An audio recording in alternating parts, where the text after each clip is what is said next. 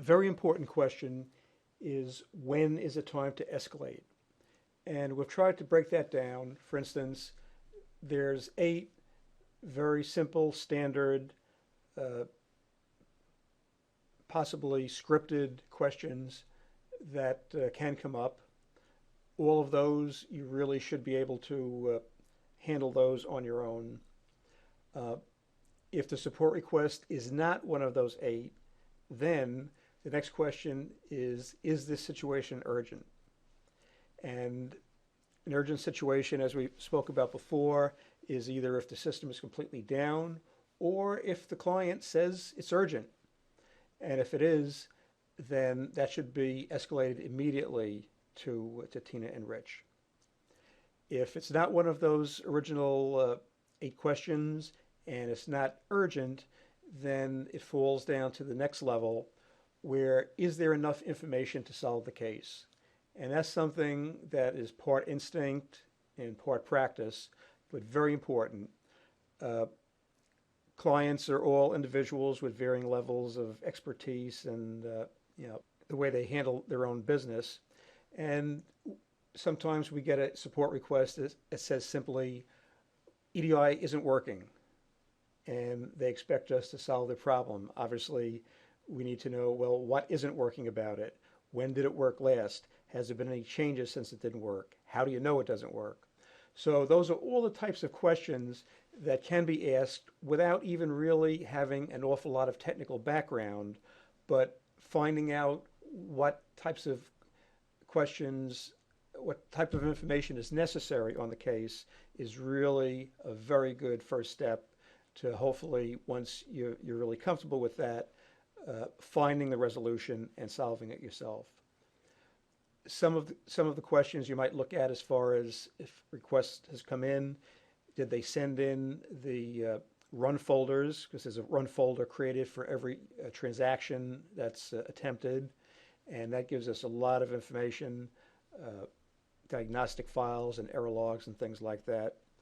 Uh, the other question is, if this is specifically if you get a request on the phone, is to ask the client if they use the request support form. And the request support form not only gets us the support request, but also packages up a whole bunch of log files and diagnostic files and reports and things like that. So without having to request a lot of information from the client, we can see. And sometimes the client will say, well, I ran purchase orders at noon today, and we could take a look at their EDI log and see that, well, they actually didn't. They might have thought they did, but they actually ran invoices instead. So that's helpful. And then, do we have enough information to replicate the problem? I mean, my motto is, if I can replicate a problem, I can fix it. But some problems are sporadic, or there's not enough information to replicate them. So the key point here is having the client tell us as much as they can about the problem they had.